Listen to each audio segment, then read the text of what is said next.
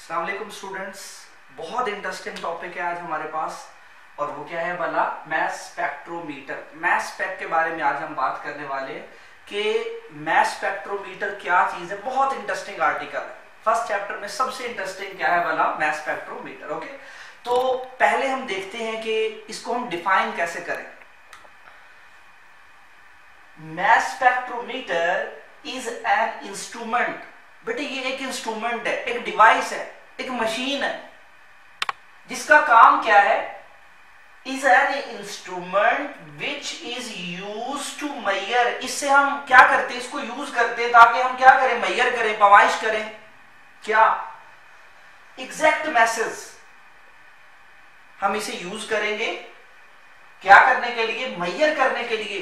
बेटे हमने मेजर क्या करना है, एग्जैक्ट मैसेज। किस चीज के? Of different isotopes of an element. Relative abundance वाले आर्टिकल में, लेक्चर में हम ये बात कर रहे थे कि अगर मेरे पास नियॉन है, नियॉन 20, नियॉन 21, नियॉन 22, नियॉन के 3 आइसोटॉप्स हैं, लेकिन हर एक की परसेंटेज एक जैसी नहीं है। कितना है? 90.92, 0.26, 8.82। ये कैसे पता चला कि जिसका एटॉमिक मैस 20 है वो वाला सबसे ज्यादा परसेंटेज में पाया जा रहा है? जो बर्तन हम यूज करते हैं कि हमें पता चले कि इसका 20 ही एटॉमिक मैस है। नियॉन वाले का, फर्स्ट का, जिसकी ज्यादा परसेंटेज है, इसका 20 ही है। ये एग्जैक्ट मैस पता लगाने के लिए हम मैस स्पेक्ट्रोमीटर यूज कर रहे हैं। क्या बोला?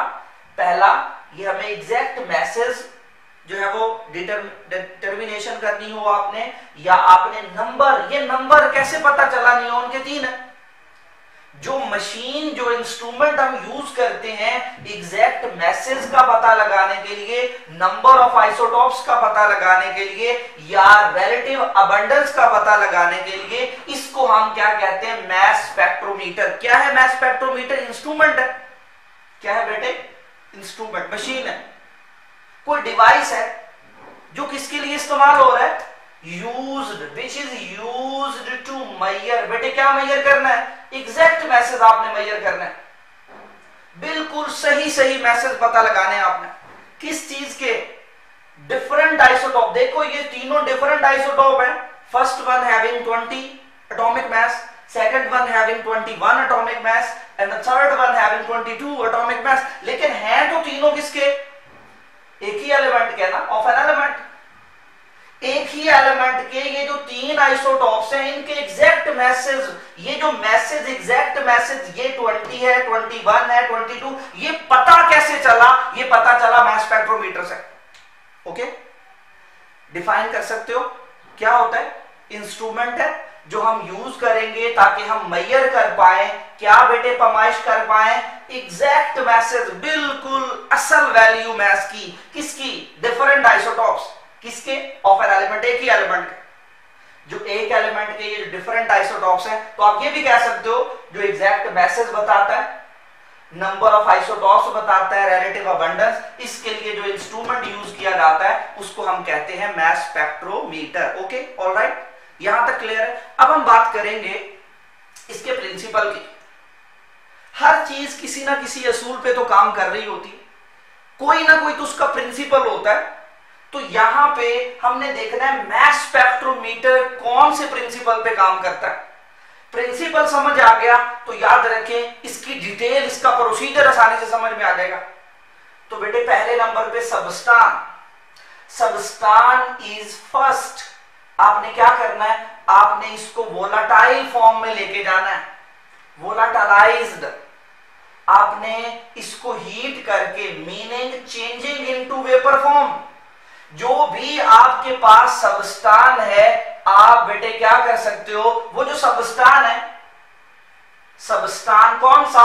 जिसके आइसोटॉप्स को हमने क्या करना है भला, सेपरेट करना है। बेटे क्या कहा मैंने, जो सबस्टान लफ्ज यहां यूज हुआ है, सबस्टान फर्स्ट वोलाटाइज्ड, आपने पहले उसे वोलाटाइल करना है, मतलब वेपर बना लेने। वो जो सबस्टान चीज है जिसके क्या करना चाह रहे हो, आइसोटॉप्स को सेपरेट करना चाह रहे हो, वो सब्सटेंस क्या हो सकता है, कैन बी सॉलिड, लिक्विड और इन गैसियस फॉर्म।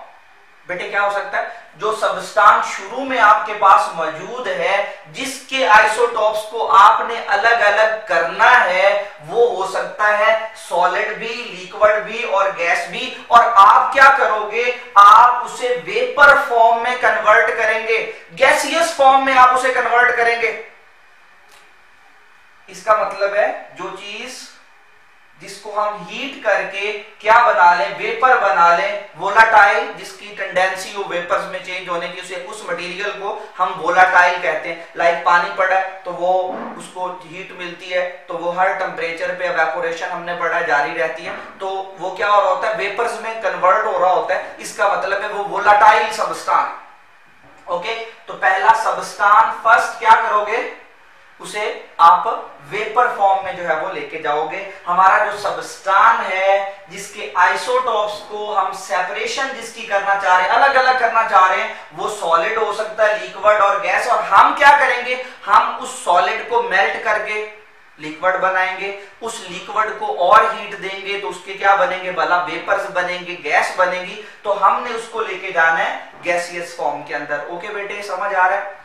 दूसरा पॉइंट, देन आयोनाइज, पहले वेपर बना लें और फिर आयोनाइज करें, मतलब उसे न्यूट्रल ना रहने दें। आयोनाइज किस चीज के साथ करें, with high energy beam of electron. ये काम हम कहां करेंगे, आयोनाइजेशन चैम्बर के अंदर ये काम करने वाले हैं। पहले वेपर बनाएं, जो भी सब्सटेंस आपके पास है उसको आप गैसियस फॉर्म में लेके जाओ और फिर आप क्या करोगे, आयोनाइज करोगे। किसके साथ, हाई एनर्जी इलेक्ट्रॉन बीम या बीम ऑफ इलेक्ट्रॉन, इलेक्ट्रॉन की बमबारी करवाओगे उन गैस के मॉलिक्यूल्स के ऊपर। ओके, कैसे भला, ये हमारे पास गैस का मॉलिक्यूल है, इसके ऊपर हमने क्या किया, ये बीम, ये है आपके पास क्या वाला, ये है बीम ऑफ इलेक्ट्रॉन। जब ये आके इसके साथ टकराएगा तो इसकी एनर्जी इतनी ज्यादा है कि ये इसका भी एक इलेक्ट्रॉन से आप क्या करेगा भला, लेके जाएगा, नॉकआउट करके लेके जाएगा, यहां से जो है वो निकाल के लेके जाएगा। तो यहां इसमें से एक इलेक्ट्रॉन जब बीम निकाल लेगी तो हमारे पास क्या बनेगा, हमने ये पढ़ा हुआ है मॉलिक्यूलर आयंस में, तो क्या बना भला हमारे पास, मॉलिक्यूलर आयन। क्या होगा, जो सब्सटेंस है वो सॉलिड, लिक्विड, गैस हो सकता है, लेकिन अगर वो लिक्विड और सॉलिड है तो आप क्या करोगे, आप उसे वेपर फॉर्म में चेंज करोगे, फिर उसे आयोनाइज करोगे। किसके साथ, किस चीज के साथ आयोनाइज करोगे, high energy beam of electron के साथ। और ये सारा काम कहां हो रहा है, आयोनाइजेशन चैम्बर, जहां आयोनाइजेशन होती है उस चैम्बर को आयोनाइजेशन चैम्बर कहते हैं। क्या होता है, आयोनाइजेशन चैम्बर में हम इंटर क्या करते हैं, हम ये वेपर्स इंटर करते हैं, मतलब गैसियस मॉलिक्यूल इंटर करते हैं। क्या बेटे, गैसियस मॉलिक्यूल जो स्टेबल है। आयोनाइजेशन चैम्बर में हमने जो चीज इंटर की वो क्या है, गैसियस मॉलिक्यूल्स, मतलब वेपर्स, मॉलिक्यूल, और मॉलिक्यूल स्टेबल होता है। आपने स्टेबल मॉलिक्यूल इंटर कर दिए, वहां क्या होगा, मॉलिक्यूलर आयंस आर फॉर्म्ड, हमारे पास जो मॉलिक्यूलर कैटाइन है वो बनेंगे आयोनाइजेशन चैम्बर के अंदर। कहां बेटे, आयोनाइजेशन चैम्बर के अंदर मॉलिक्यूलर आयंस बनेंगे। और ये चैम्बर हमें देगा क्या, ये चैम्बर से निकलेगा क्या, ये चीज निकलेगी जिसे आप क्या कहते हो, पॉजिटिव आयंस। और ये जो शुरू में मॉलिक्यूल था उससे ये जो बना है ये क्या होता है भला, ये लीस्ट स्टेबल होता है, कम स्टेबल होता है। जिसके ऊपर इलेक्ट्रॉन की बमबारी करवाई है वो ज्यादा स्टेबल है, और जो बना है कैटाइन ये क्या है भला, उससे कम स्टेबल है। ओके बेटे, तो क्या होगा कि दीज गैसियस पॉजिटिव आयन, यहां पे जो गैसियस पॉजिटिव आयन बने हैं, हमने क्या करना है, आर सेपरेटेड, हमने इनको सेपरेट करना है। बेटे क्या करना है, हमने इनको सेपरेट करना। मतलब अगर यहां पे गैसियस सैंपल में, बेटे ये बात गौर से सुनिएगा, अगर यहां पे जो गैस हमने ली है, अगर आइसोटॉप हुए 3, तो यहां 3 तरह के पॉजिटिव आयन बनेंगे। क्या बनेंगे हमारे पास? 3 तरह के पॉजिटिव आयन। अगर 3 बने तो हमारे पास क्या होगा? आइसोटॉप्स क्या होंगे? जितने आइसोटॉप्स हैं उतने क्या बनेंगे हमारे पास? ये मॉलिक्यूलर आयंस बनेंगे। क्या बनेंगे? Molecular ions. और जितना इन पे चार्ज होगा, ज्यादातर इनके ऊपर चार्ज कितना रहता है? +1। बहुत रेयर केसेस में इनके ऊपर +2 या +3 चार्ज जो है वो आ सकता है। ज्यादातर क्या रहता है? +1 चार्ज आता है। ये जो आपने यहां गैसियस सैंपल लिया हुआ है, जिनको बीम ऑफ इलेक्ट्रॉन ने आयोनाइज किया है, क्या होंगे भला? ये दीज गैसियस पॉजिटिव आयन। मतलब आप आयोनाइजेशन चैम्बर में जो मटेरियल डाल रहे हो वो गैसियस मॉलिक्यूल्स हैं, और जो वहां से निकल के बाहर आ रहे हैं वो क्या है भला? Gaseous positive ions. क्या है बेटे? Gaseous positive ion. और उन्हीं को आर सेपरेटेड। ये जो गैसियस पॉजिटिव आयन यहां हमने आयोनाइजेशन चैम्बर में बनाए हैं, क्या करेंगे हम? Are separated. इन्हीं को हमने सेपरेट करना। किस बेस पे? On the basis of their mass to charge ratio. इनका जो मास होगा और जितना इनके ऊपर चार्ज होगा। बेटे किस रेशियो पे?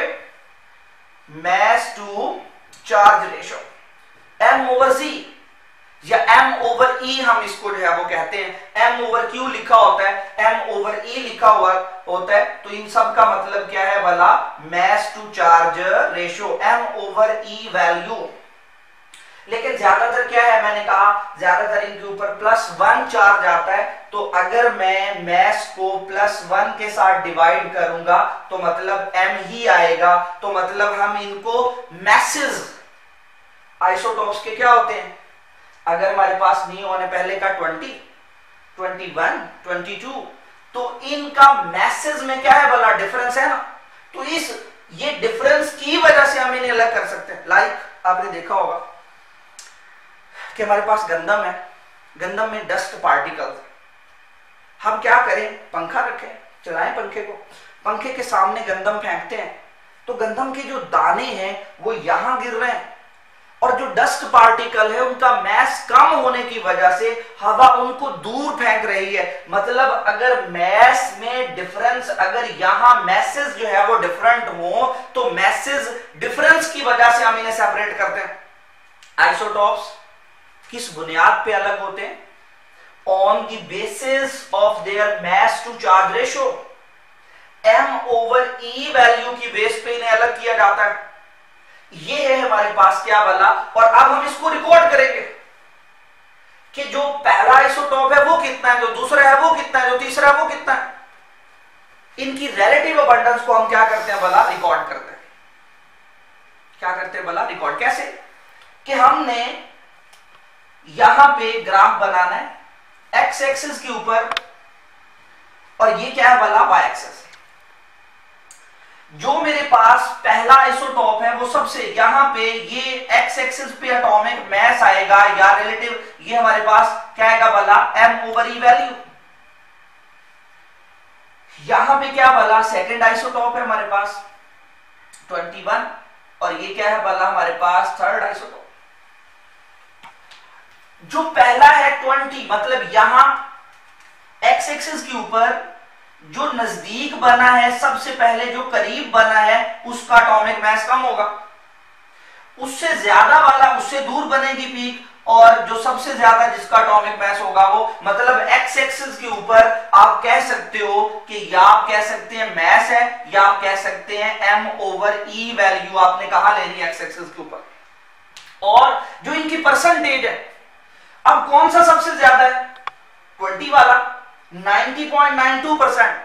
तो इसकी आप लंबाई देख लें इस पीक की कि ये सबसे ऊंचा है, मतलब जिसकी ये जो परसेंटेज होती है ये वाई एक्सिस पे शो होती है। ये जो लंबाई है ये इसकी रिलेटिव अबंडेंस है, और ये जो इसका मकाम है कि यहां से ये कहां बनेगा, ये क्या होता है? इसका एटॉमिक मास। तो इसको हम शो करते हैं, रिकॉर्ड करते हैं। जो इनकी रिलेटिव अबंडेंस होती है उसको हम रिकॉर्ड करते हैं in the form of peaks.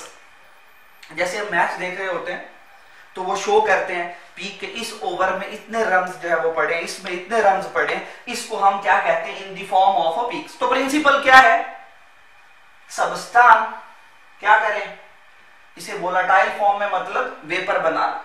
सबस्टान जो कि सॉलिड लिक्विड गैस हो सकता है, इसे आप वेपर बनाएं, फिर क्या करें, आयोनाइज। किसके साथ बेटे, हाई स्पीड इलेक्ट्रॉन के साथ। हाई स्पीड इलेक्ट्रॉन आके मॉलिक्यूल से टकराएंगे, मॉलिक्यूल के इलेक्ट्रॉन को भी अपने साथ भगा के ले जाएंगे, तो मॉलिक्यूल क्या बन जाएगा, मॉलिक्यूलर आयन। जितने यहां आइसोटॉप्स होंगे उतने हमारे पास क्या बनेंगे, मॉलिक्यूलर आयंस। और उनका मैस और जो चार्ज है उस बेस पे हम इनको क्या करते हैं, वाला सेपरेट करते हैं। इस बेस पे बेटे, on the basis of their mass to charge ratio. अब इस तरह से करना है कि इसका स्क्रीनशॉट लें ये पूरे का, और इसको आप एक दफा लिखें, इसको पहले एक दफा रिवाइज करें, और इसके आगे फिर हम जो है वो स्टार्ट करेंगे कि इसका प्रोसीजर क्या है। अभी तक हमने बात की है कि मैस स्पेक्ट्रोमीटर है क्या और इसका प्रिंसिपल क्या है। ओके, अब हम इसकी एग्जांपल और इसके प्रोसीजर की डिटेल की बात करें।